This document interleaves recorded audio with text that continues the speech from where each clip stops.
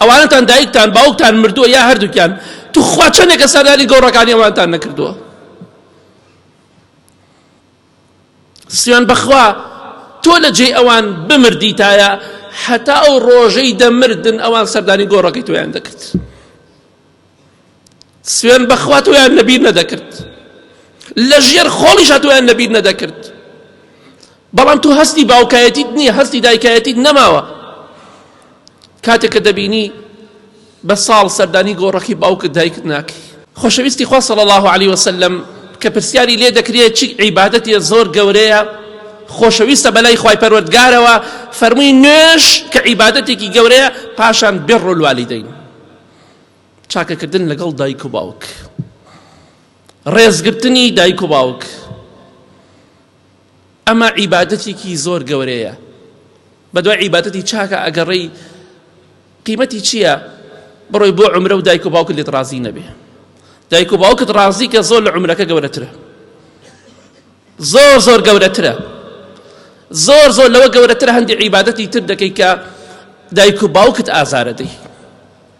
هەوڵدە لەگەڵ هەنا چاکە بە ڕێزیان لێ بگرە. بە جۆرێک سەردانی گۆڕەکانیان بکە لە دوای مردنیان. خەڵکی وهەیە ئێستا لەوانەیە کە خەڵتان تایە بە ساڵ سەردانی قەبرەکەی دایک و باوکی نەکردو. خۆتان نەزان پێویست ناکە بڵین فڵان کەس، هەر کەسە خۆی دەزانێت. ئەوانتان دایکتان باوکتان مردووە یا هەردووکیان تو خوا چەندێکە سەردانی گۆڕەکانی ئەوانتان نەکردووە.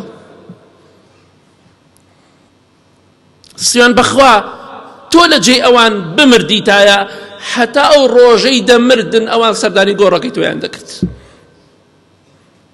سوێن بەخوا تۆیان لەبیر نەدەکرد، لە ژێر خۆڵیشە تۆیان لەبیر نەدەکرد. بەڵام تو هەستی باوکایەتیت نییە، هەستی دایکایەتیت نەماوە.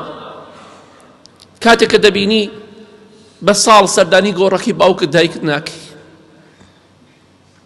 لە حەدیثێکی صحیح مسلم داهاتۆ پێغەمبەری خوا صلی الله علیه وسلم سەردانی گۆڕی دایکی خۆی کرد. تەمەنی 50 ساڵ بەرەو ژوورە، سەلامی خوای لەسەر بێ.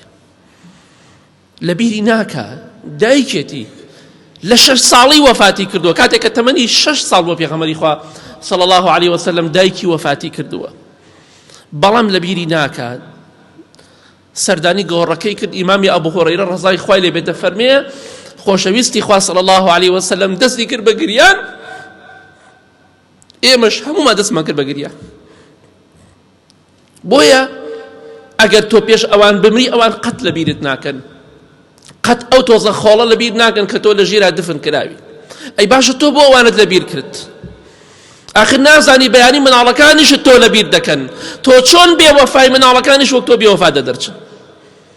سونەتە سەردانی گۆڕستان بکەی، بڕۆ بۆ گۆڕستان بۆی زیاتر دوعای خێر بە دایک و باوکت بکەی، بۆی لەبیریان نەکەی، چونکە ئەوان لە هەموو کەسێ بۆ تۆ بەوەفاتر بوون.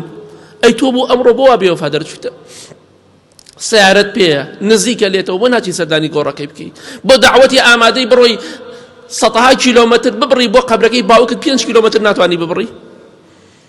هەر لەبەر خاتری خوا با کەسیش پێت نەزانێ، بە تەنیا خۆت بڕۆ هەندێک جار سەردانی گۆڕەکەی باوکت کە بە دڵ دوعای بۆ بکە، سەردانی گۆڕەکەی دایکت بکە یا هەردووکیان بە دڵ دوعایان بۆ بکە. مەڕۆ بە دیار گۆڕەکەەوە ڕەسمێ بگرە وێنەیە بگری لەسەر گۆڕەکەی باوکم، ئەمە بۆ خوا نییە، ئەمە خۆفشکردنەوەیە. ئینسان عیبادەتی کرد بۆ خوا بیکە، پێویست ناکە بەڵاوی کاتەوە. ئێستا سەردانی گۆڕەکەی دایک و باوکم کرد، بەخوا خوا ئیگەڕشتانە وەرناگرێت، بۆ خوا بیکە و بۆ ڕەزامەندی خوا، بەڵکو ئینشاڵڵا سوودی بە دایک و باوکت بگەێنێ. بۆیە لە نزیکە و دوعای خێران بۆ بکە ئینشاءڵڵا. پێغەمبەری خوا صلی الله علیه وسلم لە حەدیثێکی صحیحدا دەفەرمێ 7 شت هەیە 7 يجري للعبد أجرهن وهو في قبره بعد موته، یەکێک لەوانە أو ترك ولدا صالحا يستغفر له بعد موته. 7 شت هەیە لە دوای مردن لە ناو گۆڕەکەتدا خێرەکەی بۆ تۆ دێ، ئەجرەکەی بۆ تۆ دێت. یەکێک لەوانە چی پێغەمبەری خوا فەرمی صلی الله علیه وسلم ئەوەیە کەسێک مناڵێک جێ بهێڵێ کوڕ بێ یا کچ دوعای خێر بۆ دایک و باوکی بکە.